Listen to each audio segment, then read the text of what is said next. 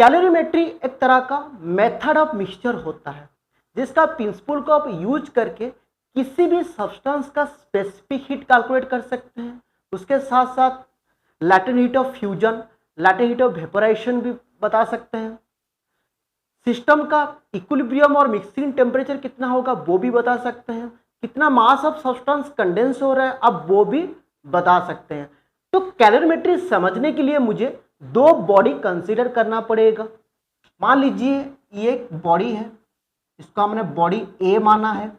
Body ए जो temperature acquire किया है इसे हमने टी ए माना है। उसी तरह और एक बॉडी लेते हैं, इसको हमने बॉडी बी माना है। बॉडी बी जो टेम्परेचर एक्वायर कर रहा है उसे हमने टी बी माना है। अगर टी ए टी बी से ज़्यादा है, if T A is greater than T B, अर्थात बॉडी ए का टेम्परेचर बॉडी बी के मुकाबले ज़्यादा है, इन दोनों बॉडी में कुछ टेम्परेचर डिफरेंसेस हमें दिख रहा है। अगर टेम्परेचर डिफरेंसेस हो तब हीट फ्लो करेगा, ये कंसेप्ट आपको पता है। और हीट हायर बॉडी से लोअर बॉडी की तरफ फ्लो करेगा।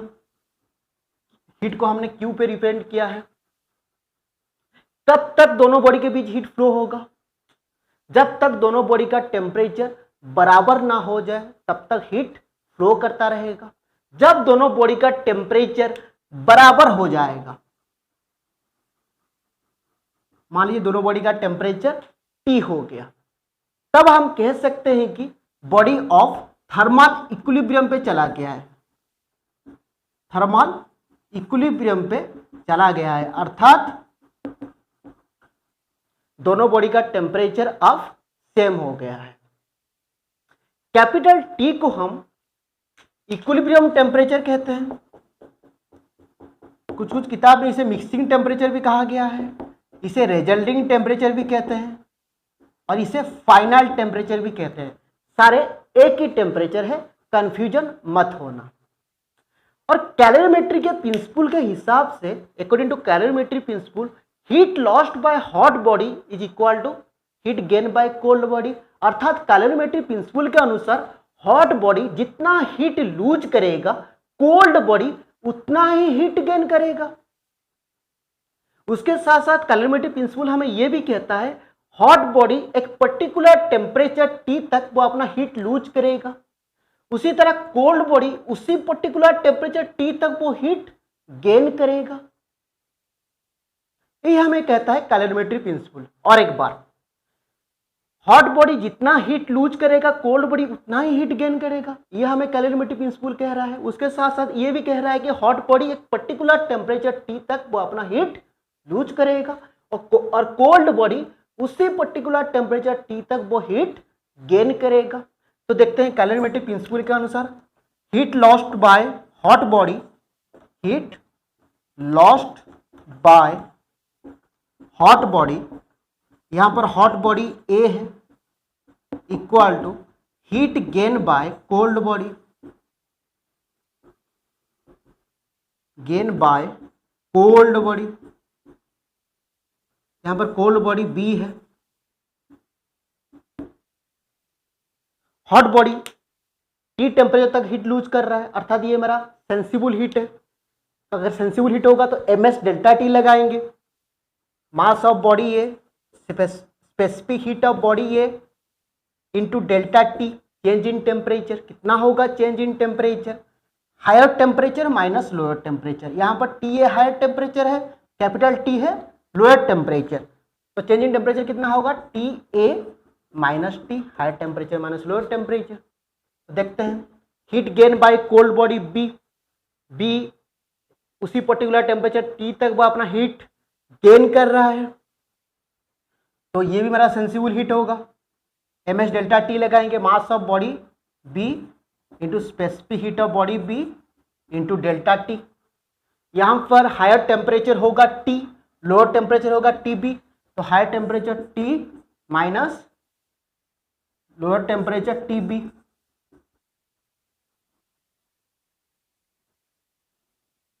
दिख रहा है एक्सप्रेशन?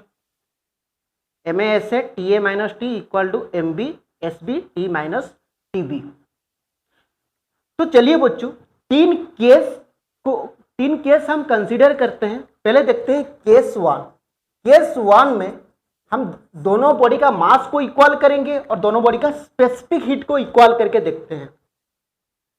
फाइंड आउट करेंगे कि सिस्टम का इक्विलिब्रियम टेम्परेचर कितना होगा। टी का वैल्यू हमसे पूछ रहा है। अगर दोनों बॉडी का हम मास को इक्वल कर देंगे और दोनों बॉडी का हम स्पेसिफिक हीट को इक्वल कर देंगे, ऐसे इक्वल टू एसपी, तो सिस्टम का जो इक्विलिब्रियम टेम्परेचर टी का वैल्यू होगा वो दोनों बॉडी का एवरेज टेम्परेचर के साथ इक्वल होगा, T A plus T B divided by 2।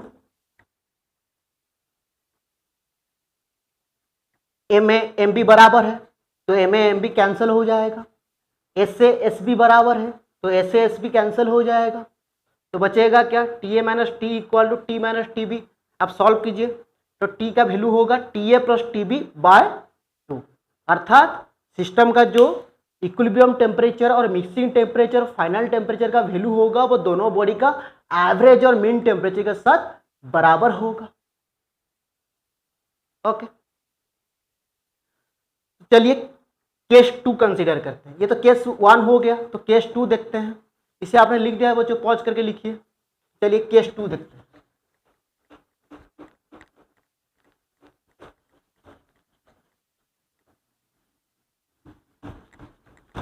Case 2 में हम दोनों बॉडी का मास को इक्वल करेंगे। केस 2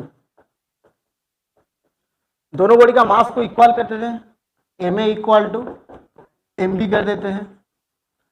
तब देखते हैं इक्विलिब्रियम टेम्परेचर का वैल्यू क्या होगा। अगर M A equal M B होगा तो M A M B cancel हो जाएगा। इस एक्सप्रेशन को देखिए तो बचेगा क्या, S A into T A minus S A into T equal to S B into T minus S B into T B. तो टी होगा T equal to S A T A plus S B T B divided by S A plus S B. देख रहे हैं कि नहीं आप, equilibrium temperature कितना हुआ, T equal to S A T A plus S B T B divided by S A plus S B. उसी तरह केस 3 देखते हैं। केस 3 में हम दोनों बॉडी का, जो दोनों बॉडी था, दोनों बॉडी का स्पेसिफिक हीट को हम इक्वल करेंगे। अगर स्पेसिफिक हीट को हम इक्वल करेंगे, S A equal S B करेंगे तो S A S B cancel हो जाएगा। तो देखते हैं इक्विलिब्रियम टेम्परेचर कितना होगा केस 3। केस 3 पे हम क्या करेंगे, बॉडी का दोनों स्पेसिफिक हीट को बराबर कर देंगे, S A equal to S B करेंगे। तो टी कितना होगा equilibrium temperature, S A S B cancel हो जाएगा। तो कितना होगा, B M A T A plus M B T B divided by M A plus M B. आपने देखा केस 1 केस 2 केस 3। केस 1 में हमने क्या किया, दोनों बॉडी का मास को इक्वल किया और स्पेसिफिक हीट को इक्वल किया। तो हमने देखा कि सिस्टम का जो इक्विलिब्रियम टेम्परेचर होगा वो दोनों बॉडी का एवरेज टेम्परेचर के साथ इक्वल हुआ। सेकंड केस के ऊपर आते हैं, दोनों बॉडी का मास को इक्वल किया तो इक्विलिब्रियम टेम्परेचर का वैल्यू ये हुआ। उसी तरह केस 3 के ऊपर आते हैं, दोनों बॉडी का स्पेसिफिक हीट को हमने इक्वल किया तो इक्विलिब्रियम टेम्परेचर का वैल्यू ये हुआ। तो चलिए अब क्वेश्चंस करते हैं बच्चों, इसे पॉज करके लिखिए। ठीक है, अब